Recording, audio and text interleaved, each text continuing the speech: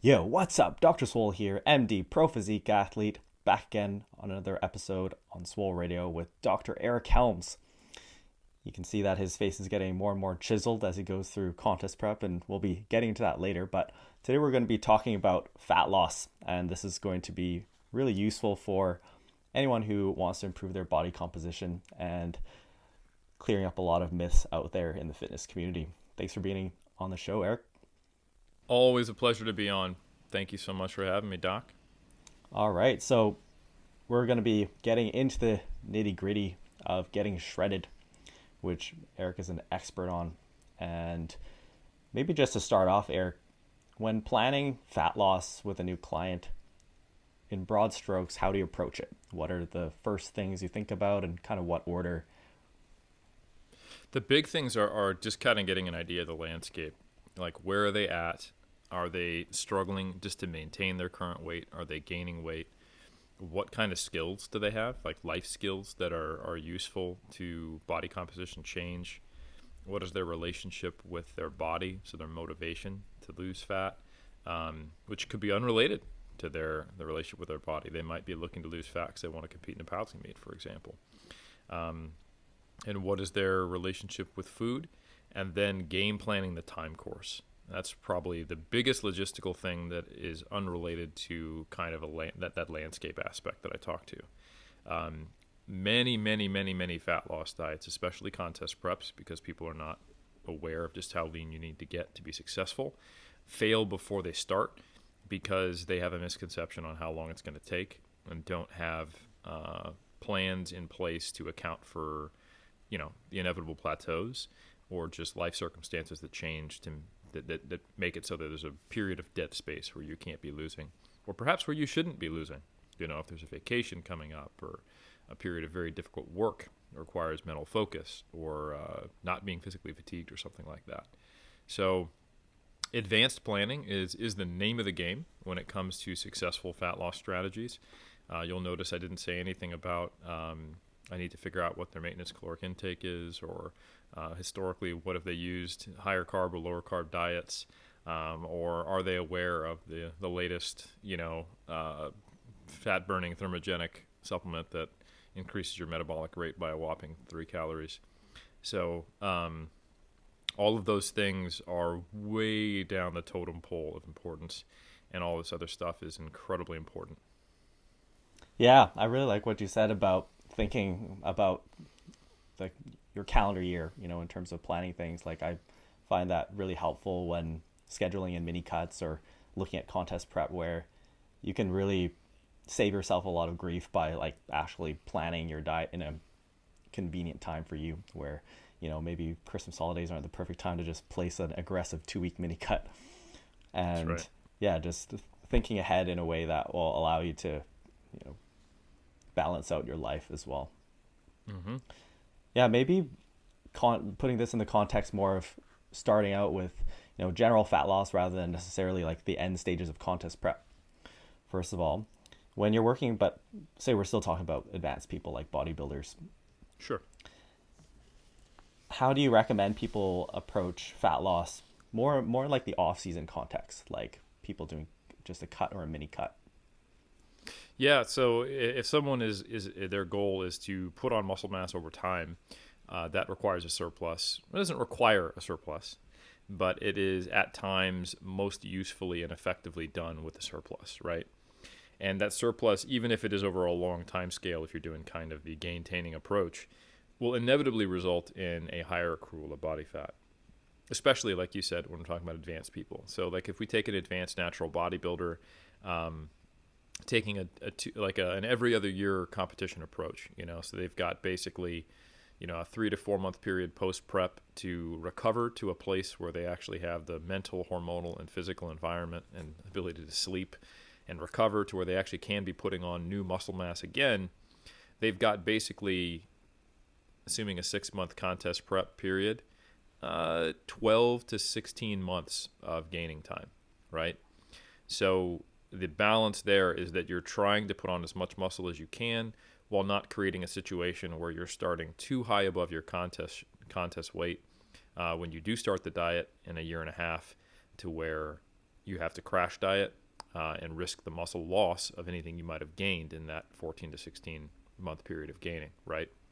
So the typical way that to alleviate this, and this is really only relevant to competitors because you're not a competitor, you don't have to kind of play with this up and down scenario to the same degree, is that you do mini cuts interspersed in this process.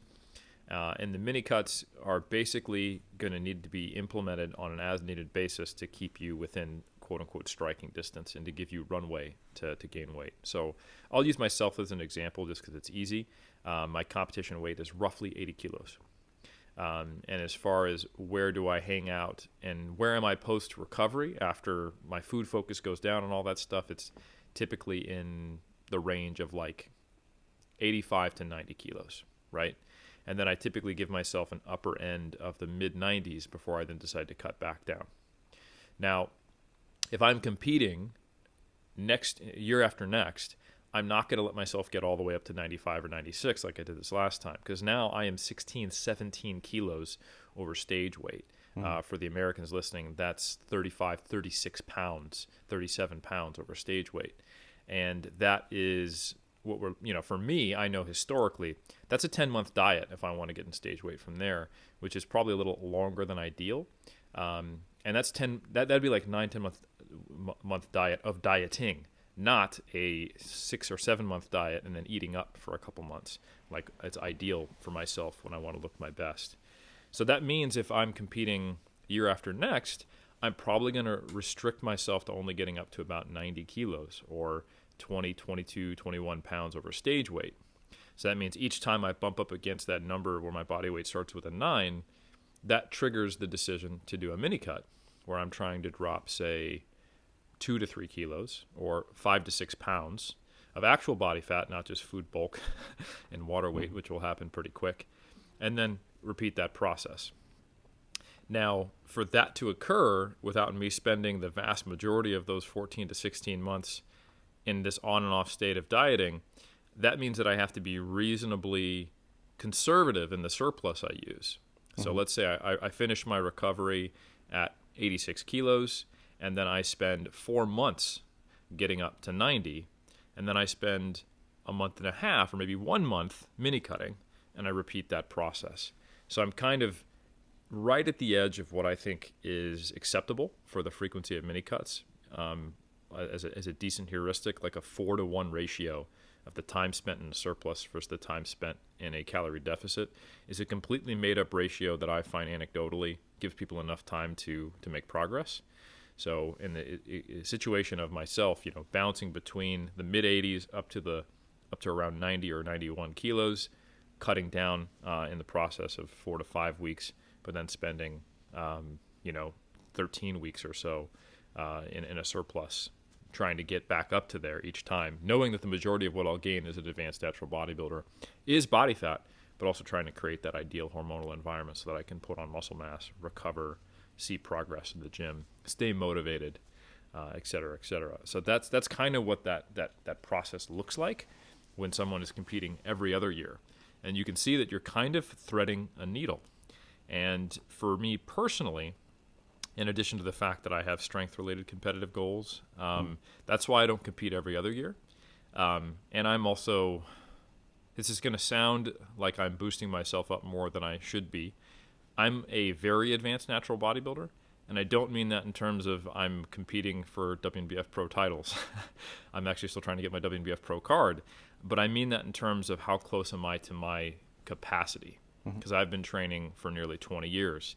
And I have attempted to put on muscle mass faster than is possible and been disappointed the last 3 times I've tried to do that, right? So, and it's not for lack of trying. Some of the things that I have, instituted as far as pushing the extremes of volume, frequency, intensity, stretching daily for an hour in a boot to the point where your foot goes numb.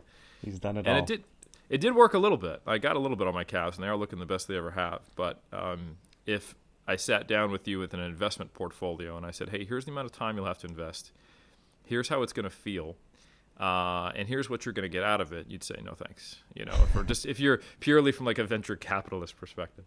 But anyway, so if you are competing like 1 year on, 2 years off, 1 year on. Now all of a sudden you can let the rope out a little more. And for me now we're looking at 93, 94, 95, right? And the time spent in a surplus can also increase. You can change that from 4 months on, 1 month off to 5 or 6 months on, 1 month off. Just so long as you're eventually in a position for when you start prep that you have the ability to start at the lowest body fat possible without being dieted. And that's kind of what that looks like for a competitor. Now that was maybe more specific of an answer to your question as far as like an off-season competitor than you wanted. I don't know if you want a general fat loss kind of timing or timelines, but hopefully that gives people the idea of what things they're juggling. Yeah, I think that's a good way to look at it, where for contest prep, one of the most important factors in determining your success is where you start, the place you start and the amount of time you give yourself. And I think that's where a lot of beginners fall short or just miss because they just have too much fat to lose and they didn't keep it tight over the off season. And having interspersed mini cuts is also my approach. I find that to be the most effective. In terms of, more general athletes, let's say we're talking about someone who's advanced but not actually competing or not competing for a long time. What would your recommendation be for them? Yeah, then the approach becomes much more dealer's choice. I think you absolutely could take a much slower gain-taining approach to where the scale weight change, like the example I gave, we were looking at a kilo gained per month or roughly, 2 pounds. That may seem slow to some people depending upon their context. I don't think it's really that slow for an advanced level natural. And, that amounts to, 200, 300 calorie surplus per day. So it's certainly something, right? Cutting that in half and, gaining something like, a pound a month, like real slow, is something you absolutely can do. And you can then spend close to a full year, a full calendar year, without really seeing too much of gain in body fat, just making sure that your body weight's slowly ticking up. And knowing that the proportion will probably be as good as it can be so long as your training is really effective and efficient as far as how much muscle you're getting versus how much fat. It still will be majority fat, and that's something people need to accept at a certain stage in their career, unless there are large gaps in what they've been doing or completely like, I've never trained legs before or something like that. But that means that, let's say if you put, 10 pounds on in a calendar year and 7 pounds of it is fat, 3 pounds is muscle, it's going to look a little better than if you did that in a shorter period, just by the nature of kind of being capped at how quickly you can put on muscle. But you're still gaining 7 pounds of fat, right? So that means that these mini cuts would be coming far less frequently, and you're having much more time where you just don't have to sort of worry about that, quote unquote. And some people prefer that mentally. Other people don't, and they like to see a little more contrast. But I would still kind of say, hey, look, from an optimization perspective, from a, kind of like efficiency standpoint, I guess you could say, I wouldn't go any faster than that first example of like a 4-to-1 kind of, ratio. So like the example I gave, 4 months gaining a kilo a month or 2 pounds, and then losing that in 1 month. That's kind of where any more than that, I think they're spending too much time dieting. And it also, if they can't do that, it gives you a really good mental indication of where they're at. Because what that inevitably means is that they are not able to control their surplus in the bulking phases, right? And a lot of people, they focus on what they need to do during the fat loss phase, when the actual issue is what are their baseline behaviors, which are sometimes caused by their fat loss phases. Like they crash diet, and we've all experienced this. Anyone who's competed knows that it's really easy to put on 20 pounds in a couple months. But when you think about how hard it is to put on 20 pounds in a couple months in a natural state, right? That's like force feeding, That's some IFBB pro shit. Like, I'm taking a bunch of gear and I have the capacity to gain a bunch of muscle right now, so I need to force feed myself to take advantage of this super physiological state where I can gain a ton of tissue. But what that really looks like in a natural athlete is I have a unhealthy relationship with food, or at least I'll say a non-conducive relationship with food. And that is something that should prompt some self-introspection for non-coached athletes. And for coaches, they should sit down and have an honest conversation with their athlete. Like, hey, it seems like every time we do this 4 months of bulking, we need to do that mini cut, and it has to be aggressive because you're gaining a pound a week, even though our guidance when we sit down together is to gain half that. So what's up? And at this point, you can kind of look under the hood and figure out behaviorally what's going on. And it may be that they're just trying to stay too lean. It may be that their overall stress levels need to be addressed. It could be something mechanical, like their food choices when they're in a surplus are drastically different to their food choices when they're cutting. They go from eating out all the time, highly palatable foods, high energy density, treats, chocolate, a lot of things that, chips, snack food, and they kind of just go, right, I hit my protein and that's all that matters, right? In those athletes, the goal is to start slowly introducing more and more fruits and vegetables, whole grains and lean meats, and low-fat dairy options, or the equivalent if they're vegans or vegetarian. The reason I say slowly is because they will actually need some time to acclimate to enjoying those foods. Because obviously, if they're going ham on burritos, chocolate, and burgers and chips in the off season, that's what they like to eat. And of course, everybody likes to eat that for the most part. Sounds like a good time. Right, But that's not to say that if you learn some cooking skills, learn some seasoning skills, and get simply used to and try a variety of vegetables, fruits, and lean meats, and actually know what you're doing. A lot of these times, these people just don't necessarily have the skills. Like, you look at them, what they do during contest prep, and it's like really plain, and they're suffering through it, and they're following this bro diet, and they think it's supposed to be hard anyway, but they don't actually know how to incorporate fruits, vegetables, lean meats, and all these foods that are much more likely to be satiating mechanically, and also potentially pretty enjoyable. It's not like you can't have a healthy diet that is satisfying and enjoyable. You just don't want it to be hyper palatable, right? So shifting them over slowly, and actually honestly talking about like do you know how to cook, bro? Like this kind of thing, and what decisions do you make when shopping, and like what things have you been exposed to? You kind of might have to have some of these people get a little more similarity between the qualitative aspects of their diet when cutting versus the off season. They don't have to go extreme, and obviously it's going to look different for everybody. But for me, for example, when people see me eat lunch, they always think I'm in contest prep, and I don't have orthorexia, and like I said, I get up to 95 kilos. And I do it slowly. I have a great relationship. I just don't care that much about food, and I do enjoy fruits, vegetables, lean meats, and all those types of things, and dairy, and I'm also just I get more enjoyment out of thinking about my long-term bodybuilding goals than I do out of short-term food satisfaction. Now that changes post-contest, like legitimately, like a donut is more important to me in the moment than satisfying my long-term bodybuilding goals, and that's true for most people. That's why we gain 22 pounds in a month, right? But the goal is to get to the point where that value proposition makes sense and it doesn't feel restrictive to do so.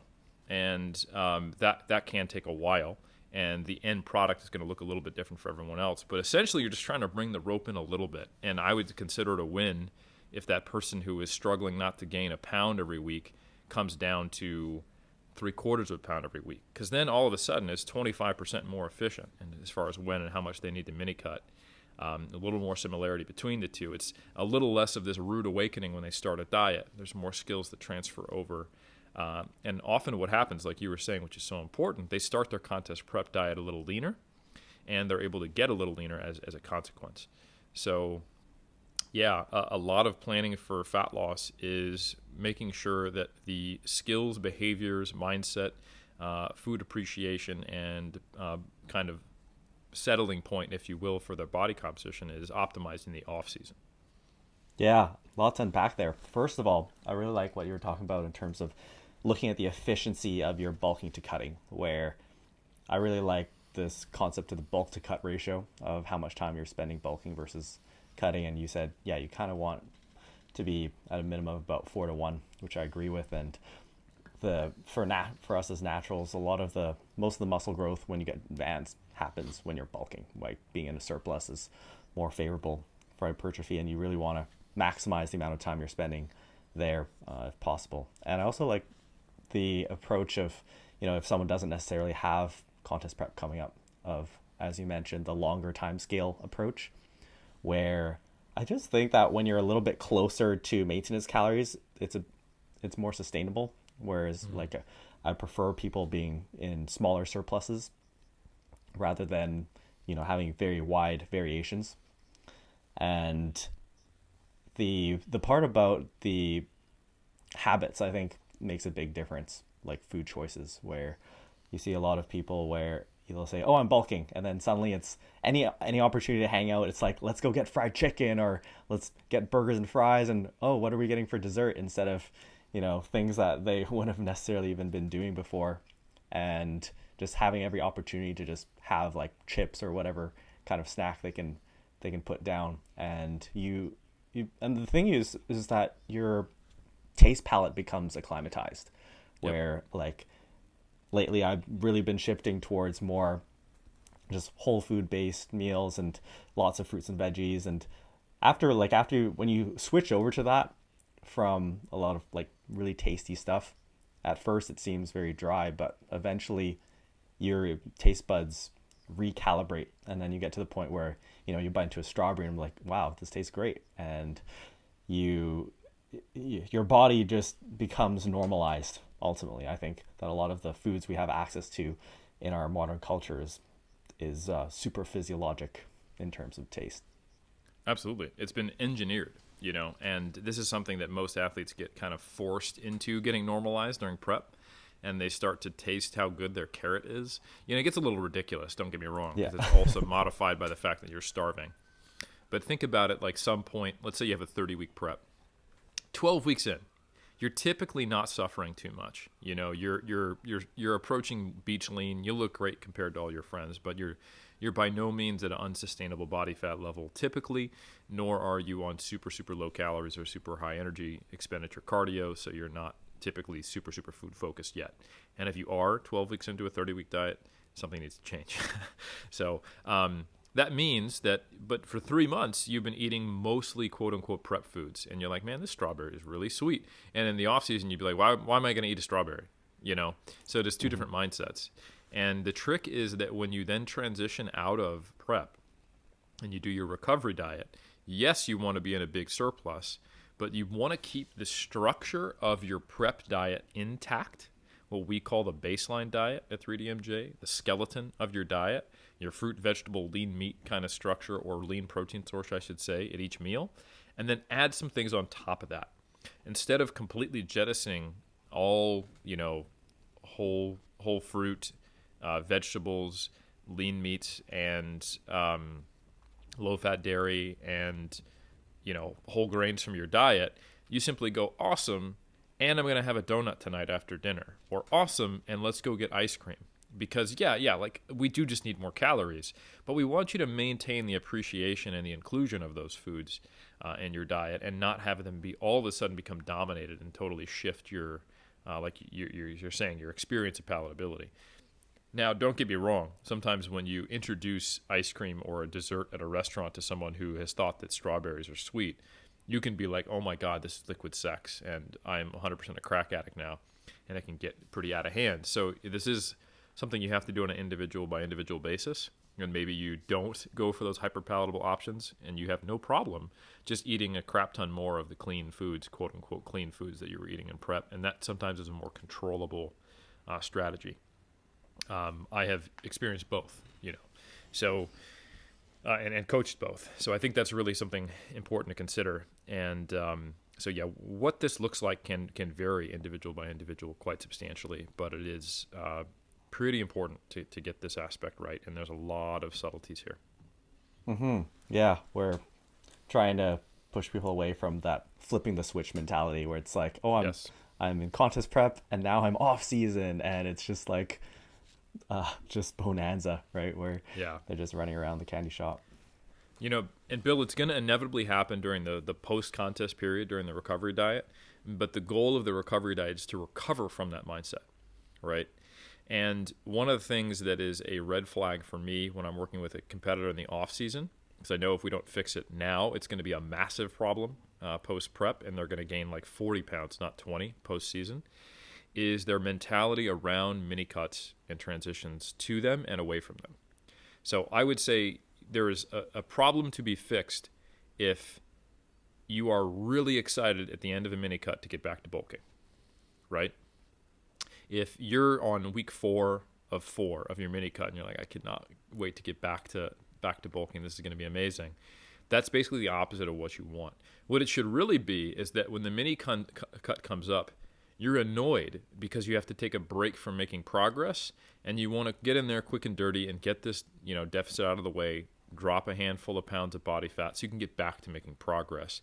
And you're nonplussed, you're not phased, and you have almost no symptoms of dieting during those 4 weeks. You're a little tired of food, or at least, like I said, this is going to depend on how long you have between competitions. If you're competing every other year and you're staying, like in my example, between, let's say, 85 and 90 kilos as my kind of off-season runway, which again is only like 12 to 20-ish pounds over stage weight the whole time, I'm always going to be a little more food interested than when I'm doing the same thing but moving from 15 to 25 pounds over stage weight, right?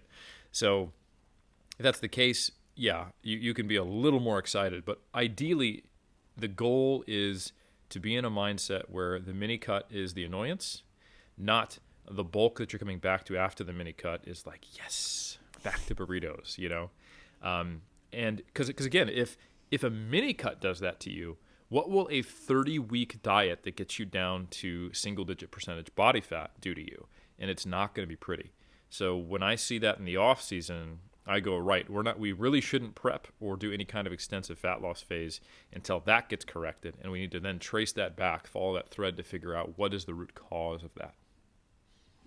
Yeah, and I think I'm glad we're talking about this because I think sometimes these sorts of long-term habit-based recommendations don't necessarily get brought up as much, where people are just hyper-focused on like macros, or these are the mechanics of how you're going to set up a meal plan or something like that.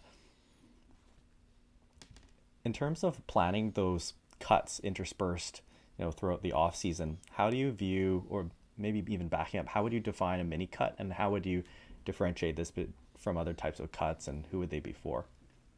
Yeah, so mini cuts I pretty much exclusively reserve for people who I would consider competitors.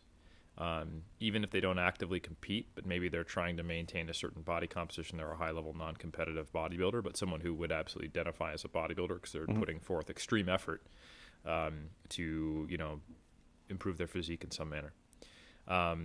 Because in all of the circumstances, it probably just makes sense to do a longer cut if that's where you need to be, and then move back towards, maintenance or something like that. So a lot of people who are interested in bodybuilding content and body recomposition content are people who have a lot of body fat to lose, and then they want to get down to something and then maintain it, right? And a mini cut's different than that. The mini cut, the goal of it is to control body fat to then allow you to keep gaining, right? So for someone who's not a bodybuilder, you're typically experiencing this weird goal of improving my body, but which largely occurs through fat loss, an extended period. And then at the end of that, I'm going to go to a maintenance period, see if I can maintain it, learn to live in a smaller body with less body fat, train like that, eat at maintenance, figure out if I can sustain this and try not to rebound. And then once they've accomplished that, it's been a year or so, and you're like, oh, shoot, I've actually done a good job of maintaining my fat loss. Then they start to consider the process of actually gaining weight, but this time hopefully muscle. So that looks very, very different from the person who's implementing a mini cut, where the body fat gain is an intentional process. Well, I should say the body fat gain is an inevitable consequence of the intentional process of repeatedly trying to put on muscle size and then controlling the body fat gain. So I think mini cuts really only apply in the circumstance of people who are quote unquote bodybuilders. And I typically define them as something that lasts no longer than 6 to 8 weeks tops. If you're dieting for more than 2 months, like that's a pretty long diet, and that you're probably a little more aggressive than you otherwise would be, and that you're doing it at a body fat level that is on the higher end of what you can comfortably sustain without trying, I should say. Like if a mini cut takes you down to like far below your lower intervention point, it's not a mini cut to control body fat. You're actually dieting to a point that's counterproductive for the goals of putting on muscle mass. And I think that's an important distinction too.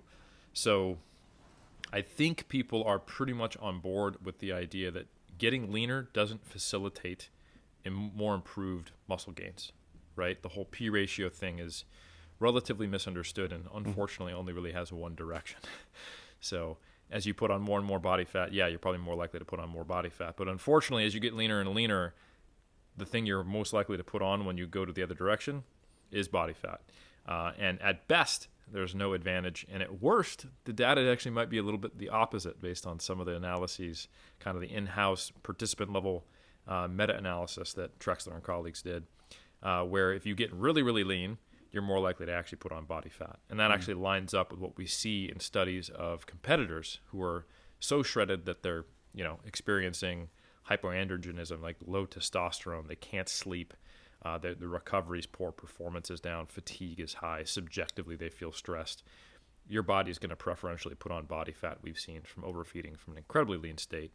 But there is probably some continuum of that. So like, let's say, for example, I'll use myself, and I'm hanging out from 85 to 90, and I'm competing every other year. Eric's decided to become a full-time, every other year competitive bodybuilder, right? Which is not full-time. Some people do it every year, which I think is just very, very challenging and requires having a very low, settling point, being a very experienced competitor, very good at fat loss, and having the mental game, quote-unquote, on lock, and also being comfortable basically looking the same every year, and maybe 5 seasons from now noticing you look a little better on stage. So it's a challenge. And if you're a world champion, then freaking go for it, right? But for the rest of us mortals, I don't recommend competing every year. So anyway, in that scenario where I'm bouncing from 85 to 90, some might question, well, why not go all the way down to stage weight and then just, gain from there? Well, it's because I'm A, going to lose some muscle in the process of doing that. And then B, I'm going to not be able to control the weight gain after that mini cut, because it's getting to stage weight. So for me personally, I'll use my experience of contest prep. I've been dieting since mid-February. Just in the last 3 weeks, Bill, have I noticed that I'm struggling to stay asleep for more than 4 hours at a time. And I'm taking a diet break this week because I'm competing in a competition, a powerlifting meet, and I want to be in good shape for it. During my diet break, I have been able to sleep. But I'm at a level of body composition right now where if I go into a deficit at all, it's like slipping off of a tightrope. I could fast, like I 93 kilos, I could not eat anything for a whole day, be mildly hungry, and sleep through the night, no problem. But at 83 kilos, right now I woke up at 83.7 this morning, which is up from my depleted weigh-in of like 82.6 that I had last week before the diet break. So anyway, in the 83s, which is again basically 7 or 8 pounds over stage weight, as soon as I slip into a deficit, can't sleep. And I also feel fatigued. I notice the difference. So I'm basically on a tightrope. And as I get even leaner and leaner and leaner, and I'm closer to 81, 82, or even 80 kilos or 79, at that point, even when I'm at maintenance or in a slight surplus, I still feel a little off and I can't sleep. So there is a tipping point, not a hard threshold, but again, more of a continuum for everybody, where there is such a thing as being so lean that it's counterproductive. And that is, there's no reason to mini cut to there. And by definition, if you are cutting to that point, even if it only lasts 4 weeks, it's not a mini cut because you're doing something that is against the guidelines and the rationale of why you would do a mini cut, which is to control body fat to facilitate gaining. So you're not controlling body fat. You're cutting far past where you should be. And it's not facilitative. It's actually debilitative towards your gaining process. So the requirements are short, a couple months at most. And only to a point that is kind of within your lower and upper intervention point ranges to facilitate further gaining and give you more runway so you don't accumulate more body fat than is conducive to your goals. And then maybe zooming out a bit for maybe including some less experienced people, if someone has a lot of weight to lose, how do you approach that? Yeah, that is very individual. And I think the biggest thing is that there should be a discussion with the person on kind of what motivates them, how did they get in this place in the first place, and what is their plans long term. Anytime I'm dealing with someone with a lot of weight to lose, the first thing I want to know is, have they lost this weight previously? And if the answer is yes, meaning that this is not their first go trying to lose this amount of weight, more often than not, the issue I see is that they get focused on the fat loss phase in and of itself without necessarily keeping sight of the goal of losing the weight and maintaining it. So that means they take relatively aggressive approaches. They kind of have an all-in mentality. It's very impressive. Like, they start doing cardio every day. They totally shift the foods they eat. And sometimes even for 6 months, they can go hard and lose at a very high rate. And they're very good at the actual fat loss phase. But the unfortunate thing is that they're building up this increased desire to then do the opposite of it. So this restriction is then prompting the subsequent weight regain that occurs, or at least making it more likely. This is the type of person who typically sees a week where they didn't have measurable scale weight change as a failure. They get stressed when they step on the scale, but they'll tell you, no, I like to see fast weight loss. It's motivating.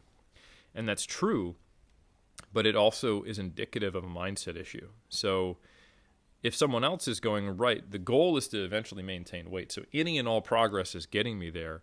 And even maintaining my weight currently, it's a step in the right direction. And I'm in no rush to get there. Let's say I'm 45. I'm going to live another, ideally, like 45 years. So why am I so focused on the next 6 months? Would it be the end of the world if I got there in 2 years at the age of 47 and then could maintain it?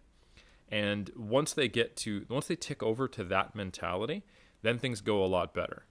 And this is the type of person who, when you suggest a diet break because they're vacationing or they're just a little stressed or they just don't have the mental energy to focus on the diet, they go yes instead of trying to figure out a way to white knuckle and stay on the deficit. When they're in that mentality, that's great. Not only does that indicate that they're not attached to achieving some arbitrary level of weight loss in an arbitrary amount of time, but that they're attached to the long-term change and maintenance of that change. And it also has the added benefit of, when they do this diet break, for example, they get to practice what it's like to be at whatever reduced weight they are from their starting point at this current point in time at maintenance.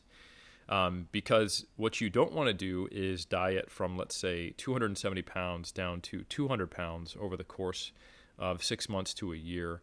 And then once you're at 200 pounds, not recognize that your maintenance energy intake is 2/3 of what it used to be, at least temporarily, and have no idea how to eat for that, and doing something like going right back to where they started. Because when you take these extreme approaches, you basically only have two settings. Hardcore deficit, which looks like, on protein shakes, chicken breasts, broccoli, carrots, maybe some potatoes and asparagus and other greens and salads and nothing else, or kind of whatever, right? Or whatever kind of is how they're maintaining this high body weight. And there's no gray zone. So there's no skill set of what they should go back to. And the one thing for sure is, at the end of this long period of the lost 70 pounds, it is just a matter of time before they are unable to sustain the diet that was a deficit for them, that got them to that point. So what they need to develop is a skill set in the middle. And what does it look like to restructure my diet towards maintenance and sustainability long term?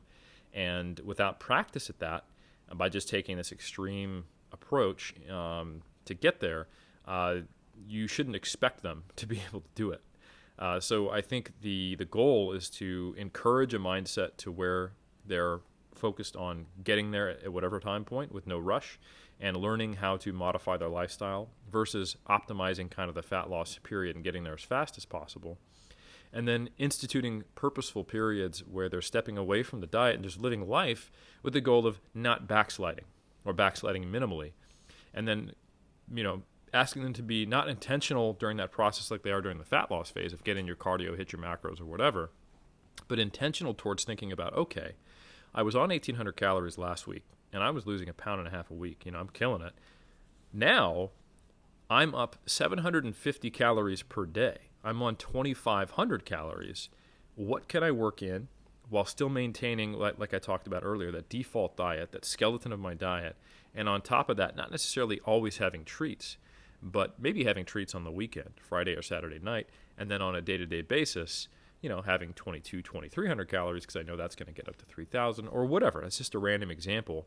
But being able to game plan around maintenance intake at this new level of body mass and incorporating that into something that could be viewed as, oh, this might be sustainable long term, so that skill set is then carried over for when the diet does hopefully end and they move to that maintenance phase. So that looks a lot different than kind of the, let me hit pause and do this annoying mini cut thing and then get back to gaining because my goal is muscle mass. Now that person who has to go from 270 to 200, who then inevitably will hopefully maintain it and then eventually decide, you know what, now I want to actually think about being a bodybuilder and spend my time putting on size and controlling body fat, then they will start shifting over to this new relationship. And I've seen that many times, someone who was very overweight as a teenager, and in their early 20s, they get to a point where they're controlling that body weight, and then they decide, you know what, I want to put on some muscle mass. And then that next journey is their late 20s and their early 30s of understanding what this relationship with Minicuts looks like. And you can ask them, and they will tell you that they're two very different things. So I think sometimes the lessons of bodybuilders tries to get ported over to general fat loss, and I think on average, that goes pretty poorly. Mm-hmm. Yeah, that reminds me of something I've been noticing at work, which found this really striking. But I've been working at the Children's Hospital this last month, and I was there last year as well while I was in contest prep. And I was, it was like chicken breast and vegetables, and I remember they would always be curious about what I was eating. And coming back this year, like I'm back to bulky, I'm normal, and I just found it really interesting how everyone would just come over and be like, I want to see what Bill's eating. And they would be shocked because I would be eating normal foods. Like I'll have pasta and chicken legs and some vegetables and fruits and just totally, normal stuff. And they would be shocked. They'd be like, what? I didn't think you could eat pasta. Or we'd have catered in food and sandwiches. I would go help myself, and they'd be like, what? Bill's going to the catered food?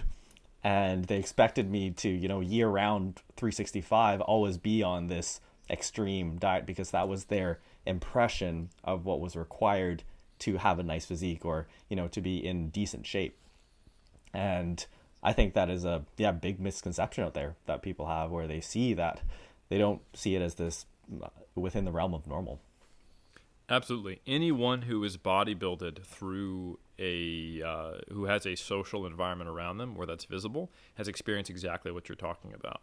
And I've experienced it for 16 years of competing. And you'd be surprised, like my family still has that. We get together over the holidays, and this is my fifth contest season. By the end of the season, I think I'll have done 20 shows. They've known me since I was competing at the age of 24, and now I'm 40. And they'll be like, "Oh, can you have pie this year?" And I'm like, "Yeah, I'm not in prep. I'm good." "Oh, you still have pie when you're not in prep?" And I'm like, "Yeah, why not?" I see that my grandparents are never going to grow out of it. Yeah, and I'll even tell them, I could have pie during prep too. I just don't have as much of a budget to work with. And I try to use analogies. Like if you think about it, during prep, I'm still living in the same world, same body, still with very similar goals long term.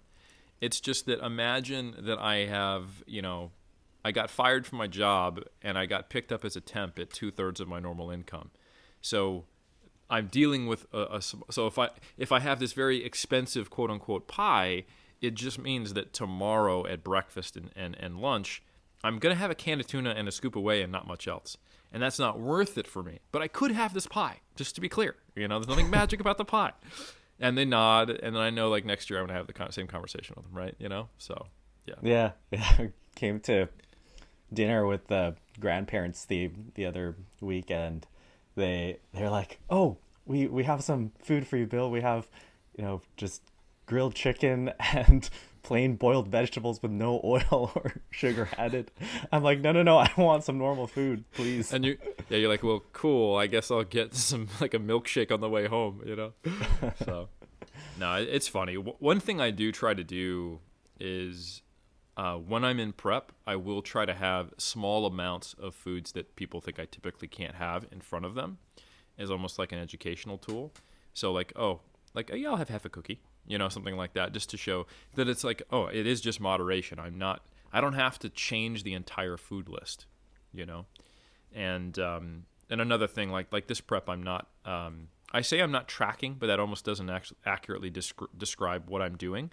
I'm not using a food tracker, and I don't have a caloric goal every day. I have a range that I operate in based upon my step count, what my weigh-ins have been, how I feel, what training I have in front of me, and how my weight loss has been going, and how fatigued and depleted I feel and look, right?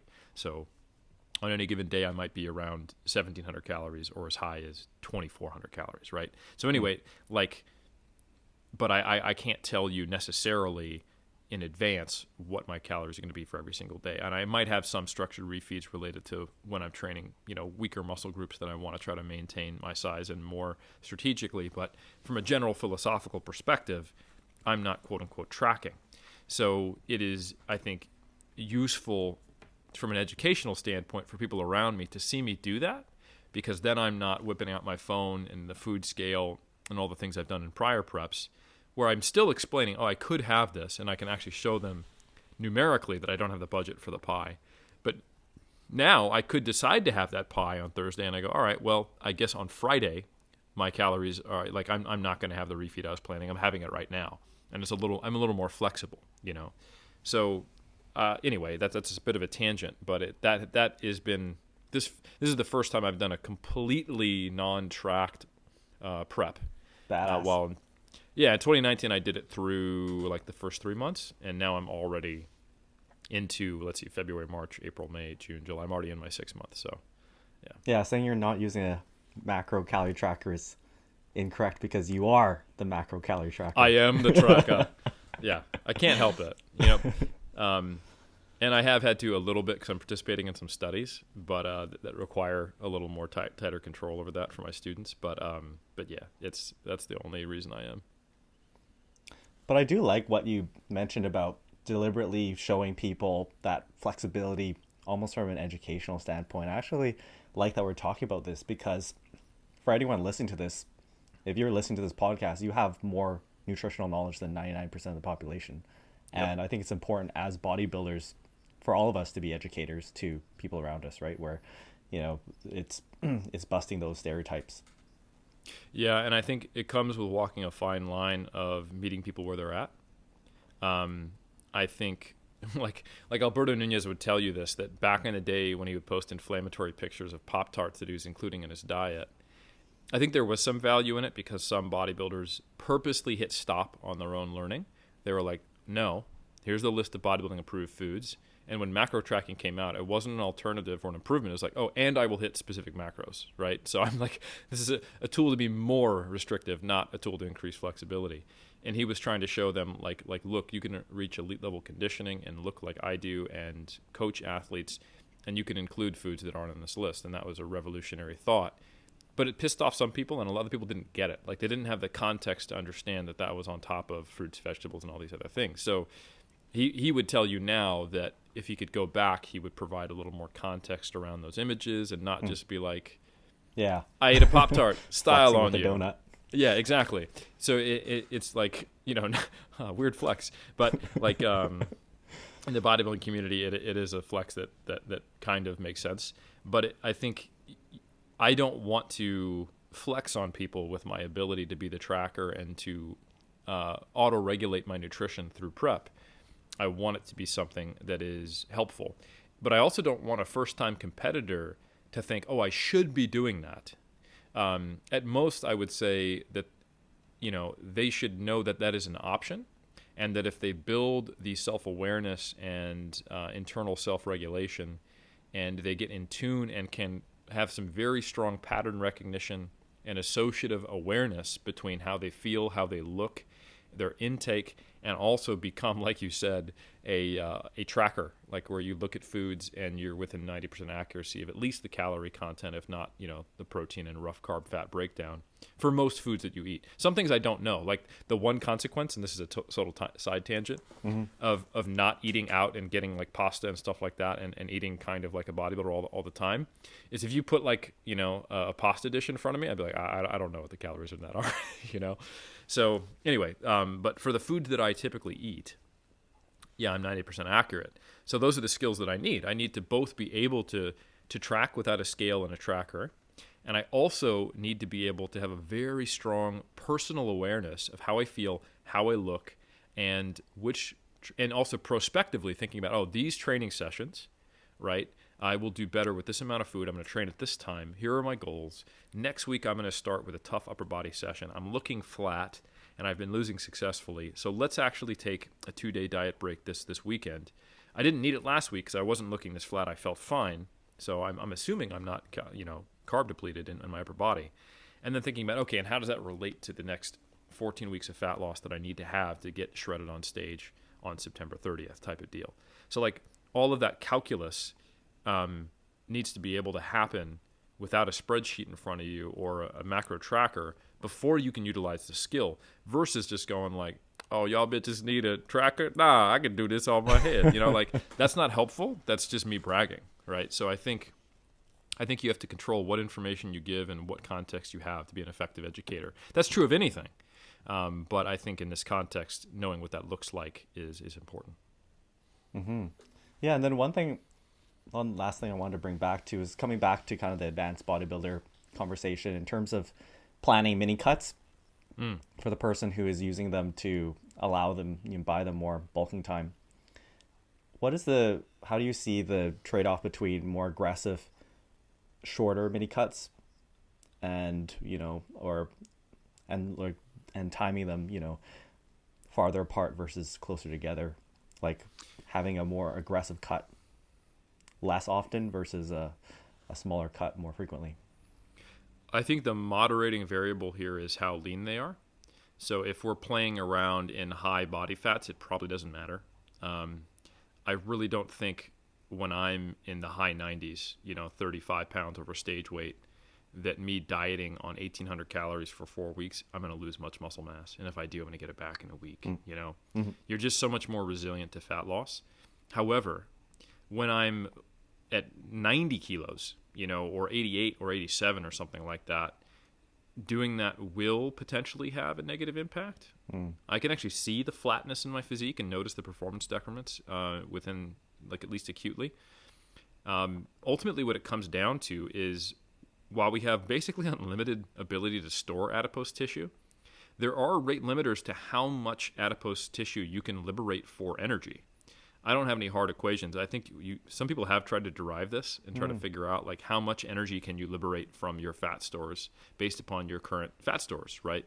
But I think it is intuitive and very logical and physiologically based in our understanding of how the body operates, that when you have a smaller store of body fat, you can only liberate so much at a time. So there's a reason why when someone has 6 pounds of fat left on their body, you're like, oh, that's 6 weeks of dieting, right? Pound a week, sweet. No, it's absolutely not. If you try to lose a pound a week when you only have 6 pounds of body fat left on your body, you will get really depleted, lose some body fat, and then start losing muscle tissue. You'll eventually get there. Like at the end of the 6 weeks, you'll probably only be down like 3 pounds of body fat though.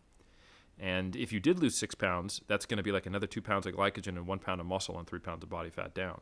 So there's a reason why you see nearly stage conditioned bodybuilders requiring them to diet twice as long as you might think to get as lean as they need to. And it's really not that bad, like when you think about it, because when you lose a pound, when you're 6 pounds over stage weight, you can immediately see it. It's 1/6 of the body fat on your body.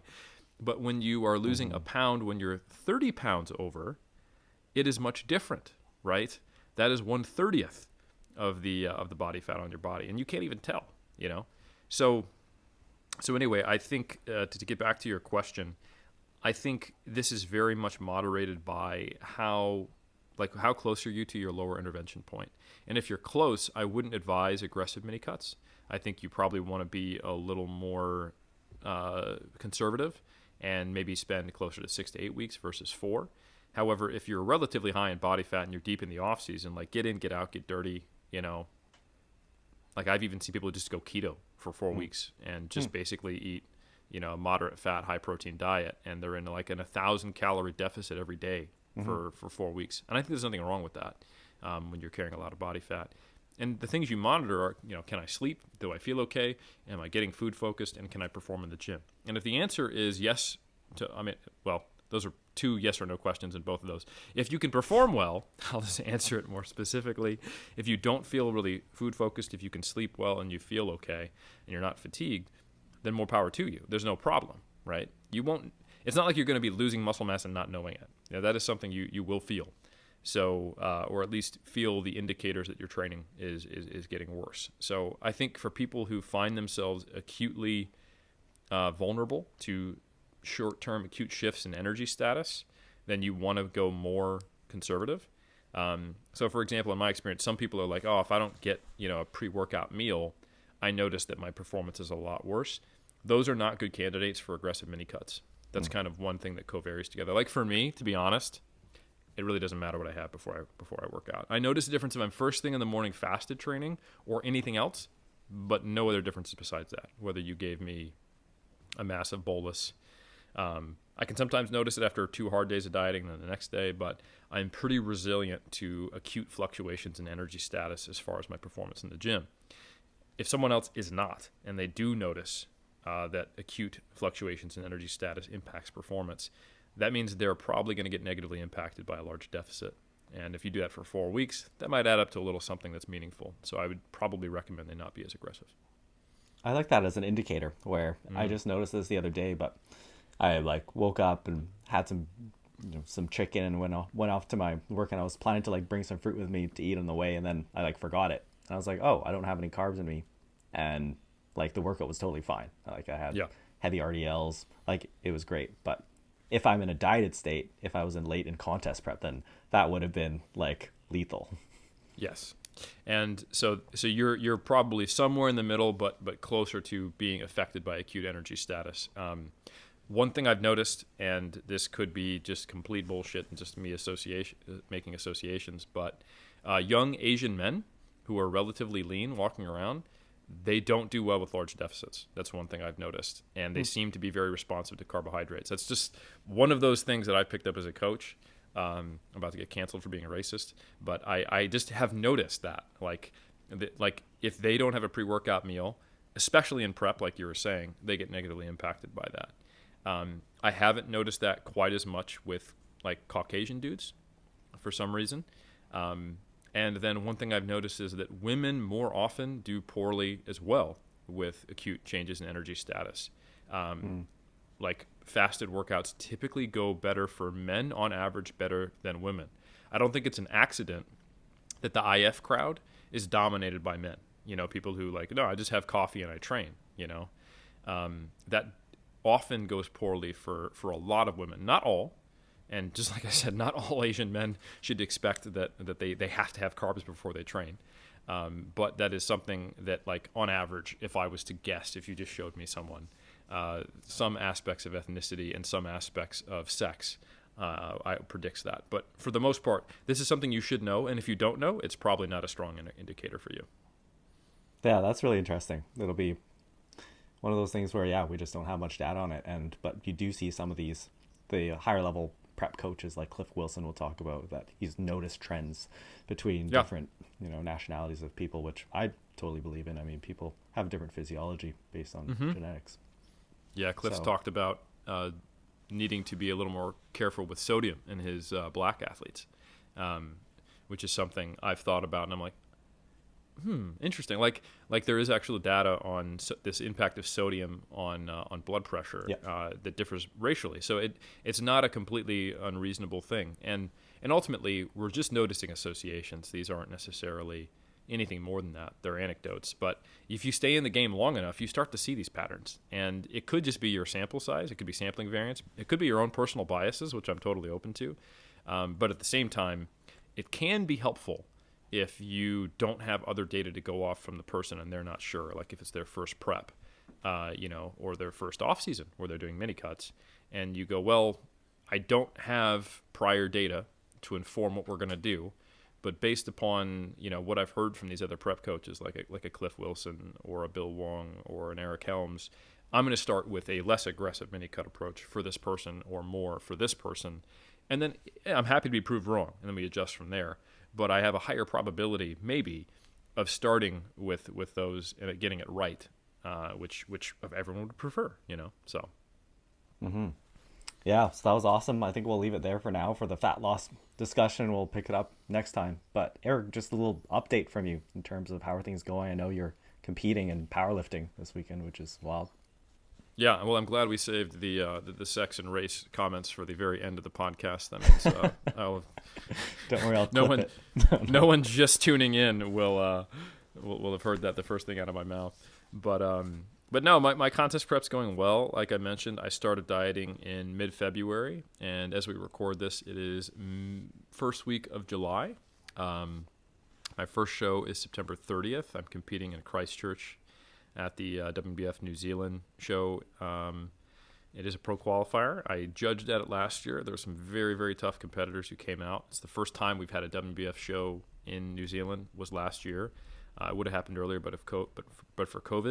And we've also got a new WBF affiliate being ran by some very good folks in Australia. And that is also a potential show that I'm doing at the end of October. So I've got a bunch of shows lined up. I'm basically competing every week or every other weekend from September 30th all the way to WBF Worlds, which I believe is the second or third weekend in November. And that might be my largest break between shows, would be after the October 28th Australia show in Brisbane and Worlds, which is in Seattle. But I think that's 3 weeks. It might be only be 2. But anyway, so yeah, and along the way, I'm also doing a 83 kilo M1, that's Masters 1 because I'm 40 now, competition. I'm competing in the Open as well, but that's in like 2 days, or 3 days, excuse me. That's North Islands, which is kind of like a sub-national event. You can set national records there, not that I will be, but it's a pretty competitive competition. There's like 160 competitors, and anyone from the North Island provincial federations can compete in that. I'm looking forward to it. So yeah, I've been balancing powerlifting training along with bodybuilding training, and kind of wishing that I had been at a peak of my powerlifting to maintain more of my strength going down, because I've maintained the majority of my strength except for maybe 10 kilos on bench, as I've lost 13 kilos of body weight thus far, which is decent. But I wasn't at my peak strength, so it makes me think like, man, I could actually have a pretty decent total at 83 if I just built it up first and then held on to it as I dieted. But as it stands, I'm basically just kind of holding serve as I drop weight. Maybe put a little bit on my deadlift, but from a depressed state. So anyway, things are going well. Like I said, I have not been tracking. I'm probably 7 to 9 pounds over stage weight, so 3 to 4 kilos. And I'm in the mid-90s right now, so 93.7 this morning, 2 days in a row, which is kind of like my carb-repleted, more food volume in the gut body weight right now. And I'm actually doing a gut cut the next 3 days, so I'm eating like chocolate bars in place of my fruits and vegetables, and having my protein largely consist of whey protein shakes. Just so that the bulk, my food weighs, a third of what it normally does. So I will probably wake up tomorrow, 500 grams lighter, and then see that repeat again. And then I'll be able to make weight without actually being in a deficit. So I'm on a diet break this week, as well as a taper, which essentially focuses on a deload for the competition lifts, so that I'm feeling nice and fresh on game day. So that's where I'm at, balancing that with my travel schedule. And so far, so good. And I think the flexible approach that I'm taking, that's more quote-unquote intuitive, has been really helpful for that. For example, Alberto, who I always consult with when I prep, he's basically my coach. When I went to Malta to coach at IPF Worlds, I had the pleasure and privilege of being part of the Canadian team as the personal coach for Jessica Bittner. I was trying not to lose weight while I was there, but powerlifting meet, coaching, and being around a really cool area and going to all the sessions, I was clocking nearly 10,000 steps a day. So I lost weight while I was in Malta for the 8 days that I was there. I came back about a kilo lighter, even though I was trying to eat at maintenance the whole time. So, some of that is water differences, but I probably lost close to 2 pounds of body fat while I was there unintentionally. So that's the kind of thing where, you live and learn and you adjust. And that I think I'm served by the fact that I took a more intuitive approach. Have there been any specific modifications you've made to your powerlifting training to accommodate being in prep? Yeah, so I'm kind of taking like a minimum effective dose type approach, where I'm leveraging singles as a way to get a higher dose response between my sets. So, if I was really going to just focus on powerlifting exclusively, I would have more back off sets, more sets of 5 and 3s and 4s on top of those singles. But instead, what I do is pretty much every time I do squat, bench, or deadlift, I start with a reasonably heavy single based upon what I think I have that day, somewhere in the neighborhood of a 6 to a 10 RPE, right? And then after that, I do some back off sets depending upon what I have going. So the only exercise that I'm actually doing a fair amount of volume with is bench press, because I find it's, for me, a pretty good upper body exercise generally. So if I have an upper body day, it'll probably start with a heavy single on bench, and then some volume work on bench, and then I'll do my row, my pull down, my arms, my delts, etc. But essentially what I'm doing is 3 singles a week on bench, 2 singles a week on either squat or deadlift, like alternated every other week. And I've only increased that slightly to where I'm basically getting 2 of both. And in the last couple months, just because I've been getting close to comp, I've started incorporating SBD days in the morning on Saturdays to mimic what I'll be doing in competition. So I do a squat, a bench, and a deadlift in the same day. So right now my split going into competition is I will do either squat, bench, or bench deadlift on Monday. And then I will do just 2 accessory movements after that are bodybuilding focused. So typically like, let's say, calves and a back exercise. Tuesday is a upper body day with like 1 accessory for the lower body, and I include bench on that day. I take Wednesday off. Thursday, I do the opposite of whatever I did on Monday. So if I did bench deadlift, I'll do squat bench, and if I did squat bench, I will do bench deadlift, and then 2 accessories. Friday is another upper body day, and I typically don't bench on that day, because then on Saturday I come in and I do squat, bench, deadlift. But I just do basically all my accessories, lower body and upper body, which aren't really accessories because they're just as important as everything else as a bodybuilder, on Friday. And then I have, 2 slots where I have 2 exercises on Monday and Thursday. Cool.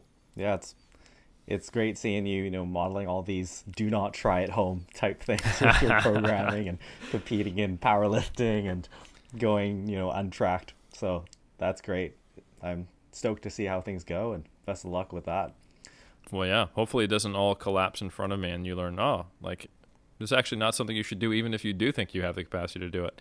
But to be honest, I think the comp's going to go pretty well on Saturday. I think I'll be totaling somewhere in the neighborhood of 570-ish. And the cool thing is that the M1 records for the Auckland provincial region, I should be breaking the bench, deadlift, and total. So that's cool. Hey, here we go.